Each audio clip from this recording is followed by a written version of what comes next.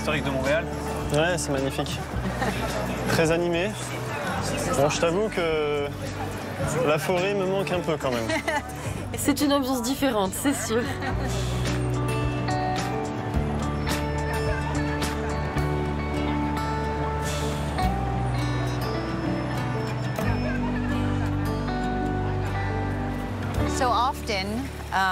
Souvent, les gens me demandent de leur montrer les différents symboles autochtones de la ville. Donc, voici la célèbre statue du Vieux Montréal, représentant Maisonneuve, considérée comme l'un des fondateurs de la ville. Et les autres personnages autour sont des gens qui ont participé à la fondation de Montréal, comme la pionnière Jeanne Mance. Différentes figures sont représentées. Et ils ont tous un nom. Mais quand on arrive de ce côté du monument, nous avons un autochtone, où il est simplement écrit « Iroquois ». Oui, c'est vrai qu'il n'a pas de prénom là. Enfin, il n'a pas de nom de famille, alors que tous les autres sont nommés. Maisonneuve, etc. Lui, c'est Iroquois. Exactement. Il n'était pas important. Et il y a une pratique en France et en Europe, en Occident, depuis quelques années, qui consiste à déboulonner les statues dont on n'aime plus les symboles. Est-ce que tu aimerais la déboulonner, cette statue? Je pense qu'il y a un certain danger à effacer l'histoire. Tout comme il est dangereux de ne raconter qu'une petite partie de l'histoire.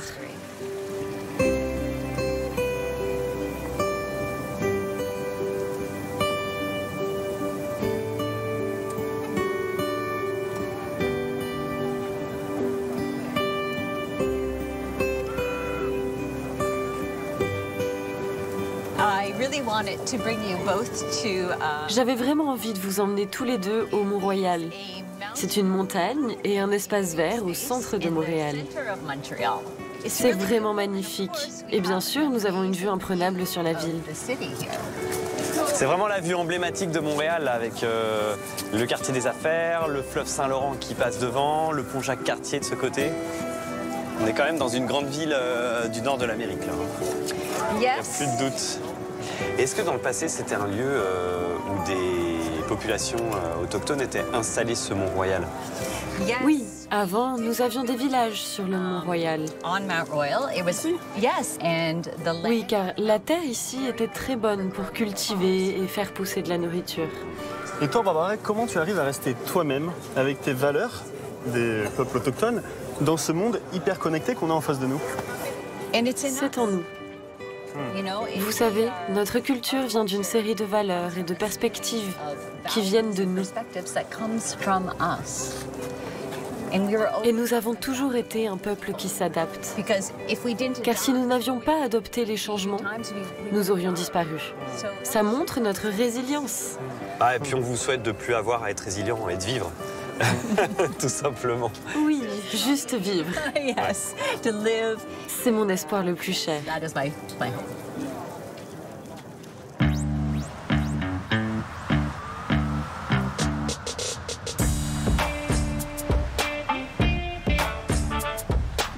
Ce soir, on va faire un atelier de stage. Fait que dans le fond, on a soit du frein, on a du perlage aussi, on a le battage qui est derrière nous. Fait que je vais vous inviter à aller faire ce que vous avez envie de faire. On va s'installer, je pensais, comme ici, là.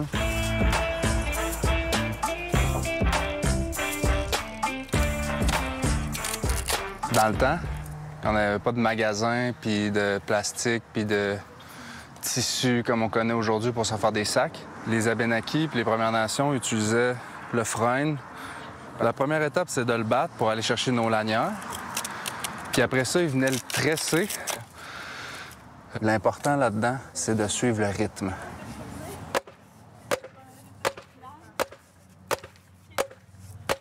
Valérie et Gab sont Abénaquis, comme les jeunes qu'ils accompagnent dans l'apprentissage de leur culture ancestrale, celle des descendants des premiers habitants d'Amérique du Nord.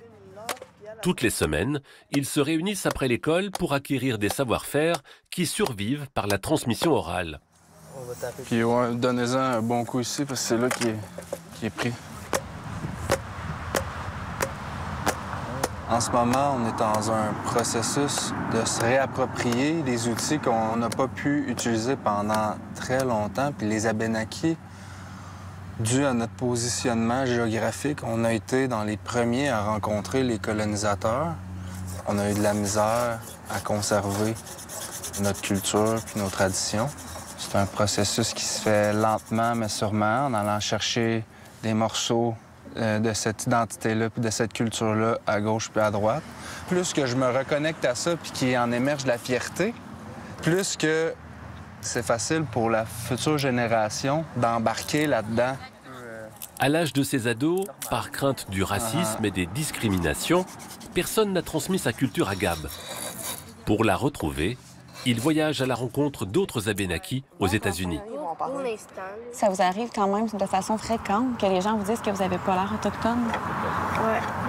Mais ça Parce que je pense qu'ils ont une image préconçue de c'est quoi un autochtone, genre qu'ils sont peut-être tannés, je pense. Ils sont tannés, ils ont toujours des plumes, puis ils sont frus, là. Les Abénaquis n'ont pas les traits typiques qu'on peut voir, comme le classique de l'Indien d'Hollywood, là. Il y a beaucoup d'Abénaquis qui ont des traits, mettons, la peau plus pâle, les yeux plus bleus, les yeux plus verts, et même toutes sortes d'autres traits, en fait, dépendamment des métissages qui ont eu lieu au fil des années. On est plus urbain, donc il y a eu plus de métissage avec d'autres nations, avec les Québécois, avec des Français. Le métissage est aujourd'hui une nécessité dans les petites communautés comme celle-ci, où ils ne sont que 200. En ce moment, ils connaissent un baby-boom.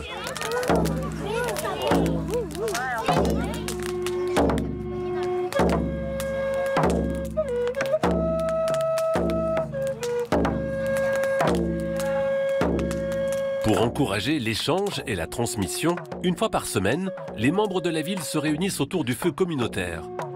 Gab l'a mise en place lorsqu'il est revenu s'installer au sein de la communauté. J'aimerais ça, à main levée, y en a-tu que ça leur tente de nous dire pourquoi ils viennent au feu? Oui? Ben, commence.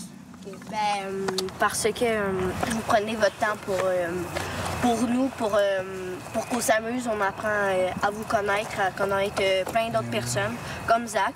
Moi, qu'est-ce que j'aime le plus? C'est les chants. Ma génération, on a une job d'éducation à faire.